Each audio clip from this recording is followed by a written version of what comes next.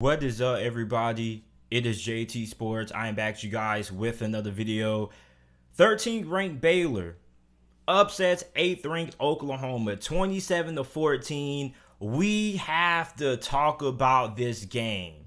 Now, it seems like all year, everybody in the college football world wasn't really all that high on Oklahoma. They were in so many close games. They had so many close calls. They almost lost to Kansas.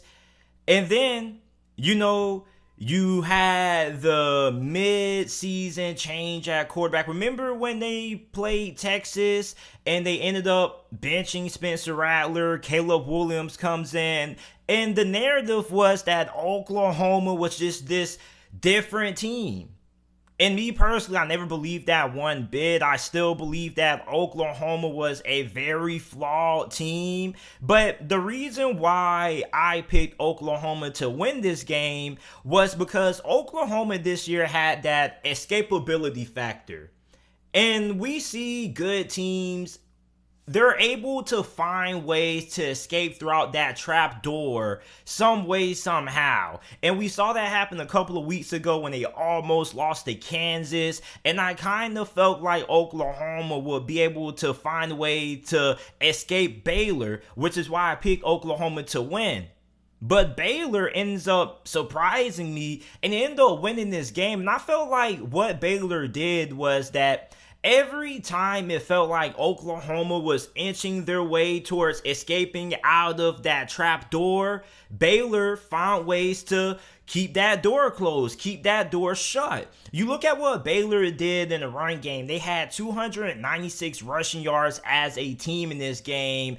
Abraham Smith led the way on the ground, 20 carries, 148 rushing yards, was averaging 7.4 yards per attempt. You got Jerry Bohannon, who had an incredible day on the ground, 9 carries for 107 yards, 11.9 yards every time he ran with the football, and 2 touchdowns. You also got to look at Ebner.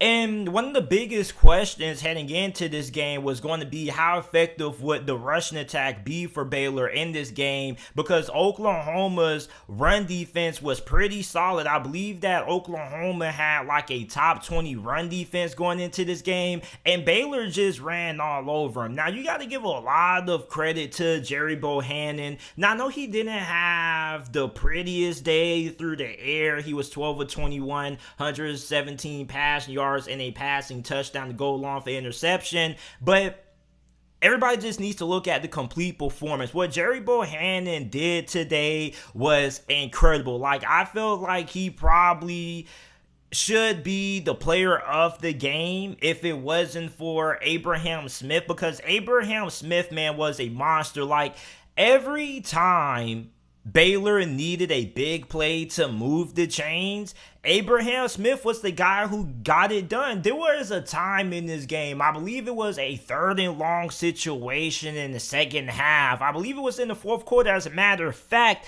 And Abraham Smith just converts pretty much. And this was a physical game, man. Like, on that long 3rd and long run that Abraham Smith had, like, one of the Baylor offensive linemen had his helmet come off and he was still blocking. And then after the play, you saw a little bit of blood underneath his eye. One of his teammates came and wiped it off. Like, this game was very physical. And Baylor's defense was outstanding in this game. You got to give a lot of credit to Baylor head coach Dave Aranda, his defensive coordinator, the job that his staff did in preparing for this Oklahoma offense.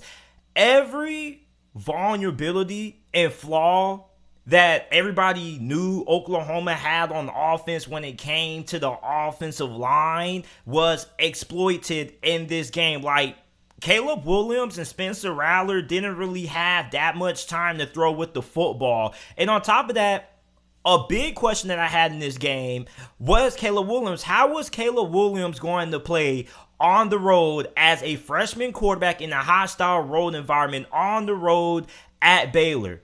I was going to wonder, how would he respond? What if he came out the gate and he came out cold? Would Lincoln Riley make a quarterback change? Well, we saw how that happened. Caleb Williams kind of was a little bit off balance when it came to start the game. He missed a lot of wide open wide receivers. Now, he was a force on the ground, but when it came time for Oklahoma to need some big chunk plays through the air, they weren't able to get it. They didn't really have a lot of big plays through the air in the pass game when it came to the downfield vertical passing attack. That was pretty ineffective. And on top of that, you got to remember when Caleb Williams got his hand stepped on, that also kind of affected him as well. So then Lincoln Riley goes ahead. He put Spencer Rattler in late in the third quarter trying to get a spark.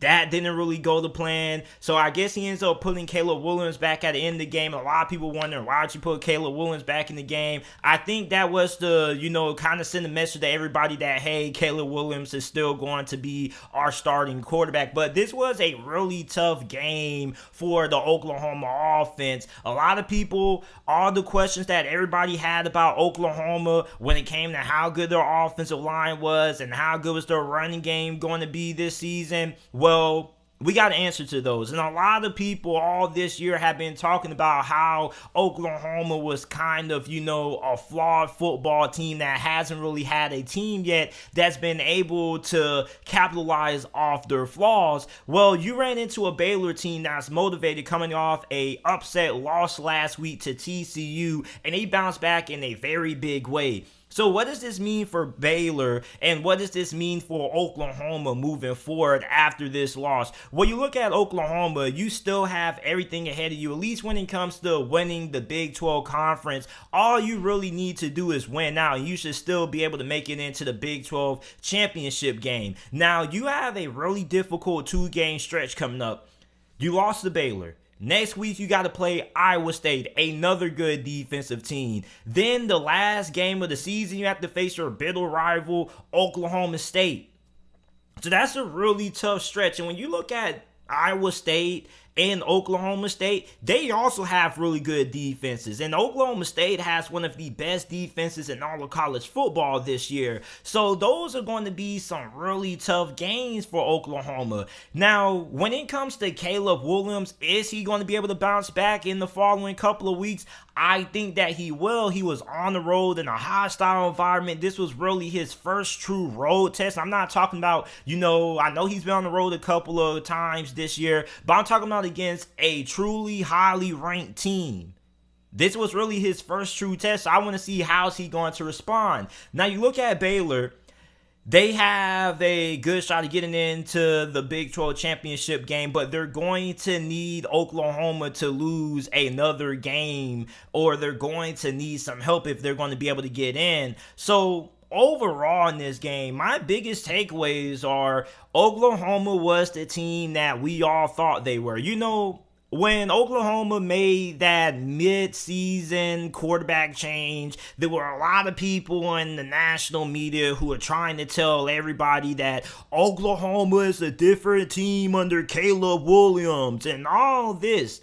And I kept telling people I kept telling some of my homeboys and a lot of Oklahoma fans, I kept saying, just because you make a quarterback change, you're still the same team. But Oklahoma fans tried to tell me otherwise. They're like, nah, man, Caleb Williams has given this team a spark. And I was like, okay, I want to see what Caleb Williams is going to do these last 3 games, because this is a really tough stretch. Because up to this point, before this game, Oklahoma hasn't played nobody that has been remotely close to being, pretty good up to the level that Baylor or Iowa State or Oklahoma State is. They haven't really faced a great top-notch defense. So I wanted to see how they were going to play in this game, and all of the flaws that we all knew Oklahoma had when it came to their offensive line not being that great, how good were they going to be when it comes to running the football, all those came to haunt them in this game. And on top of that, Baylor made more big plays when it mattered the most. Now, both of these two teams early on left a lot of points on the board. You had missed field goals. You had some bad plays or some overthrows in the red zone, especially on Baylor, because Baylor, the final score says 27-14, but really Baylor left a lot of points on the board. Really, this could have been a 35-14 win for Baylor, probably even worse. So when you look at Baylor, man, this was definitely a big step in the right direction for Baylor. This was definitely a win that they needed coming off that disappointing loss. I want to see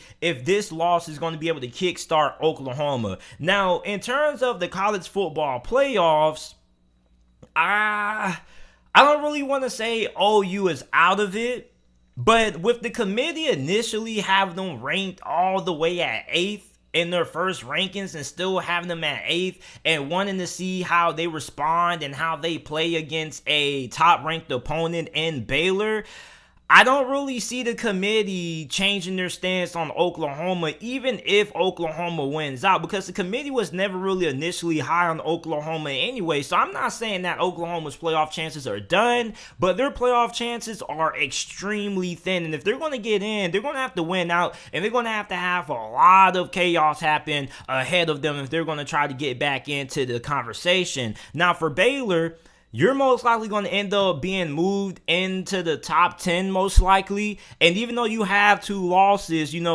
some things can happen. Now, you're probably not going to get into the college football playoffs unless a lot of madness goes on and things like that. But for Baylor, you still should be in that spot for one of those New Year's Six bowl games. And you do have a chance of making it to the Big 12 Conference Championship game. But this was a very physical game, man. Like, Oklahoma's defense, you got to give them a lot of credits, because even when the offense wasn't able to get things going, they were turning the football over. Their defense still held strong. And then at the end of the game, their defense kind of got winded. They got tired. They were on the field for a good amount of plays. And eventually, Baylor was able to wear them down late in the second half with the ground game. So you guys let me know your thoughts about this game down in the comment section down below. Make sure that you guys go ahead, like the video, subscribe to the channel for more NFL videos and content. Make sure that you guys go ahead and follow me on all of my social media platforms. You can follow me on Instagram and Twitter at JTSports_. Link to those are down in the description down below. Also, make sure that you check out the JT Sports Podcast. Every video, that is uploaded on the channel is also available in audio format on every single podcast and platform. Apple Podcasts, Spotify Podcasts, Google Podcasts, wherever you get your podcasts from, the JT Sports Podcast is available. Make sure that you click those links down in the description down below. If you listen on Apple Podcasts, make sure that you guys leave a 5-star review. I appreciate you guys for watching, and I will see you guys with another video.